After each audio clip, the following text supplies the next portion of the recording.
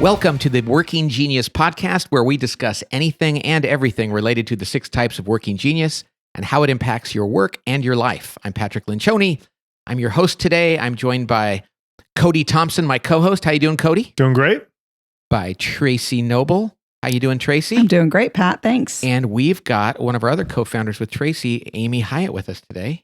Thanks for having me. Amy, you know, this podcast is partly because of you, because you used to listen to one about the Myers-Briggs a lot, I think personality hacker or something like that. Right, yeah. And we didn't think we were ever going to do one, but people kept saying, wow, there's so many nuances to this. So we decided to do this. So it's good to have you on it. I'm a junkie for all these kinds of things. So. I am too. I love diving deep into these kind of personality tools. Right. I thought you were going to say that I was the inspiration for this podcast because I'm not a G, and I noticed we're going to talk about that here in a minute. Yes. That's right. That's right. Yeah, that's right too. All right. We're going to talk about, Cody, what's our title today? The title is The Genius of Meetings. That's right. But it has 2 different meanings. That's right. Okay, meetings are good to have, so there's genius. But it's really like every different kind of meeting is associated with a different kind of genius. And we, depending on our genius, tend to hijack meetings and make them what fits our genius. Mm-hmm. And before we get into this, I want to just go over with people that we at the Table Group prescribe 4 kinds of meetings for an executive team or a leadership team of any kind. And so really quickly, one is called the daily check-in, where you just get together for 5 minutes, you stand up, you go into a room and you talk about administrivia, what's going on that day, what's everybody working on. Really simple. Another one is called essentially the weekly tactical, which is a staff meeting where you go and you talk about what are our goals, how are we doing, what do we need to do to solve any near-term problems so that next week is better than this week. The next one we call a strategic ad hoc meeting, which is a big, hairy topic where you just talk about that topic and you solve problems and you brainstorm. And the last one would be the quarterly offsite, where you get away from the office, you step back and you kind of review how are things going, what's happening in the world and in our market and all those things. Well, after we came up with the Working Genius model, we realized each of these meetings appeals differently to different people, depending on their genius. Yeah, I actually, when the day we had the aha moment around this, I was like thrilled. I got super excited because this meeting model we've been using for years. And then when we started analyzing it as it relates to the genius, it's not just that it appeals to people with that genius, that these meetings actually necessitate certain types of conversations that appeal to those geniuses. And it makes sense, Cody, because the working genius is about getting work done. And that's exactly what meetings are for. Right. It's how we get work done. So it's a beautiful marriage. Yes. Do you remember when that happened? Like, how did you figure it out? Was it were you in a meeting together? I don't think it was in a meeting together. I think we were just out here at our desk, our little pod of desks, and someone had written in about a meeting that they were opting out of now. So someone who was like so someone who had the genius of invention it was actually Pat and I were on a podcast, and the host of the podcast said, "Oh, was that pastor?" Yeah, he said, "You know what's crazy is after finding out that I'm an inventor, I used to be in every meeting leading up to these big events, and I realized that I started frustrating my staff. The 2 weeks leading up to the event, I had to extract myself from the meeting because I was reinventing things." Right. And so I was like, "Oh, that's really interesting." So they're leading up to this event, and he is using his genius at that moment and saying, "Oh, I have a new idea." And they're like, no room for new ideas right. here. And that's the thing. Not every genius is appropriate at every meeting. Totally. And then we immediately thought of that. So we're going to go through the meetings and talk about what kind of person naturally enjoys that kind of meeting.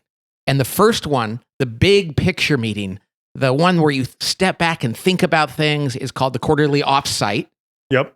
And the person who loves that meeting is generally a person with a genius of wonder and invention, because they get to just step back and say, whoa, what's going on in the world? How does this affect us? Maybe we should think differently. Totally. That's my favorite. Yeah. And I know you love that, right? Right. And there's some people, when you think like, hey, our quarterly offsite, we're going to go out of our office for 2 days, and we're just going to step back from all of our daily activities and our emails and all of that. And we're going to think about, are we addressing the right market? Are we serving our customers well? Are we living our values? Are we living up to our potential? Right. Mm-hmm. One of the big things. And you know who hates these meetings? GTs. Right. GTs. They're like, can we just get stuff done? Totally. And people will say that. We work with executive teams and people with GT will go like, oh, I hate these damn things. Like Connor, your son is like, he just comes out with it. Like, I hate these meetings. I don't want to be in here. He'll even say in one of those meetings where we're doing ideation and stepping back, he's like, I don't think I'm adding any value. Do you guys care if I leave? You know, whereas the quarterly offsite, Right. Amy, I mean, this is you live for these. You love the quarterly offsites. I love this. I think I turn every meeting into a W meeting, though. I realized. Well, we all do. We all turn Right. meetings into the thing if we're not intentional and conscious of our Right. bias. That's so true. And so, so Connor is like, This would have been good to know brainstorming? a Are we few years brainstorming? ago. Yeah. Yeah, sorry. This would have been good to know a few years ago. Yeah, exactly. Yeah, when we start brainstorming a meeting, Connor goes, yeah, let me know when this is over and you need something to be done. Right. So I love this framework because the quarterly offsite really is for just those things, which is let's take a step back. Let's look at the environment. The W, the wonder, loves that opportunity to say, ask questions. Are we solving the right thing? Are we maximizing our potential? And then the inventor, Pat, and you're an inventor, you get to take that question and go, oh, let's think about this. Right. And I do love offsites. Right. Not where we catch each other falling out of a tree or hug or all that touchy-feely stuff, but I love No, we get a lot figured out. we do. And we talk about it a lot, like you have to slow down to go fast. What I've noticed too is sometimes there's this tendency for us to dismiss, we talk about the W as the person that's like, man, they don't even realize it's a genius, and how necessary quarterly offsites are for companies. Huge. That when we go a quarter or two without one, we start to feel it. And we need to take a step back and actually pay attention to those questions. Right. I think just yesterday, I'm like, I think it's time for an offsite. Totally. Right. Exactly. So the next type of meeting. The next type is what we call the strategic ad hoc meeting. That's like a big hairy topic comes up. There's a big threat to the business or a big opportunity or something that needs to change. And it's like around one topic. We're not Wing, we're not wondering. We know that there's a problem to solve and we need to go do it. I live for these kind of meetings. This is what the inventor discerner loves. Yep. Because it's literally wrestling with an idea. Is this the right idea? Let's give feedback. Let's brainstorm. Let's throw it against the wall. And then let's wrestle it to the ground. And we talked just recently about fulfillment and joy as this is your genius. Like you even sometimes in your speech described this as, hey, there's this meeting is going to take 3 hours. Let's get some pizza and some beer and get in a room and really figure this out. There are no meetings I love more as the discerner to go like, I love getting in that room and knowing that when we walk out of there, we're going to have refined, we'll have gone through that invention discerner loop enough that we're going to have an answer to that question, or we're going to be able to tackle that problem. I just came out of one of those meetings just to come in here, and it was mostly a discernment meeting, but it was a strategic meeting about some marketing stuff. And we just listed all the things we needed to discern. And then we went through them one by one. It was so clear and so easy. And fun. And fun, yeah. But wouldn't be for everybody. You know, I tend to, and I realize over the last 23 years, you guys, I've turned all of our staff meetings into those kind of meetings. I was just going to say that. I feel like that's all we do here at the table group, which is so much fun. But we live for these types of meetings. But sometimes we go to a meeting where we're supposed to just be like doing that, and we'll get to that next meeting. It's just tactical, get things done. Sure. And I'm like, hey, let's reinvent. Right. And it's like, Pat, be quiet. Maybe you should just tape your mouth right now and let us get something done. Well, we all do that, like you said.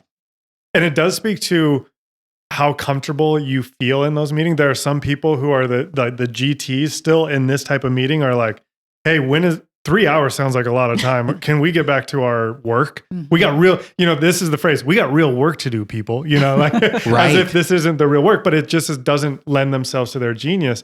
And so what's great is in addition to knowing that these meetings correspond to certain geniuses is we have language now, like you just mentioned, Amy, that we can say, what are we doing here in this meeting? We're actually Iing and D'ing here. So you can kind of like sink into the cushions a little bit around that and go like, oh, okay, I don't have to worry about the galvanizing enablement tenacity side. Right now we're staying on this side. And by the way, Amy and her team at Kappa Pro, one of our programs, they brought me into a meeting today and they said, we want you to I and D this. Mm-hmm. And it was a blast.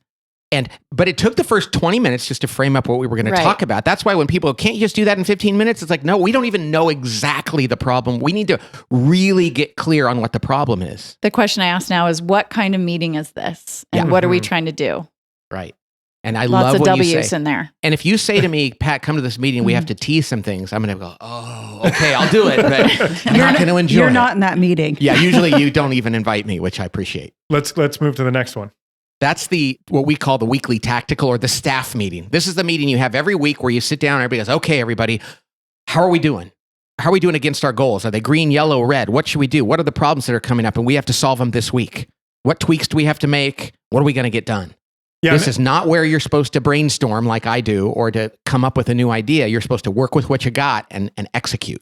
and I think it's actually super helpful to put this in context of our other model around the rallying cry, right? Because most often when we're spending our time in the quarterly offsite, we're coming up with the new rallying cry, which means that we're asking the question, we're coming up with the right answer. What is the next big thing over the next 6 to 9 months? Mhm. So we've already W'd it, we've I'd it, we've decided it's the right rallying cry.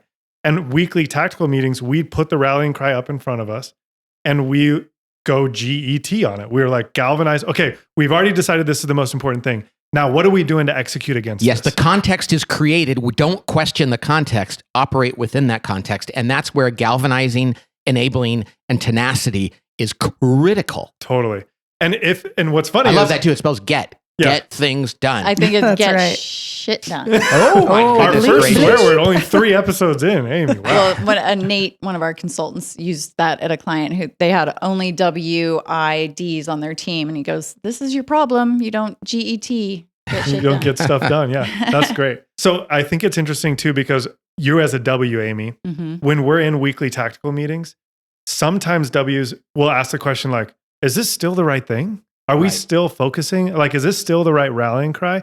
And it can like derail or discombobulate the people in that meeting. It's like, wait. We've already decided that this is the right thing. We're here to execute against this rallying cry. Now, what's great is sometimes that sparks oh, you're right. Maybe we should go back. Maybe we need to have a strategic meeting or a quarterly offsite to go back and say, we need a new rallying cry. Right. I think oftentimes Amy's saying, is this still the right context? Yes. Which is really good. And then we go, yeah, it is. Okay, back to solving problems and getting stuff Just done. making sure. But the other thing I was going to say is, for years I ran our staff meetings and I don't have G. So I would just go in there and kind of WD my way through this meeting, and it, took a long time. Now Cody takes Now the Cody's role of- going to do it and push us. So it's great. Which is great. It's actually really, I Mhm. never thought like, oh, I should run that meeting, but I like the G part of the meeting, Mhm. which is it's part, getting people motivated by inspiration and calling people out and pushing people. And when you handed the reins over, I was like, I didn't know I would enjoy this much. Thank you know? goodness. Yeah, absolutely. The last kind of meeting is that daily check-in. That's where you get together for 5 minutes and just go, what are you working on today? What are you working on today? Oh, tell so-and-so this. It's standing up.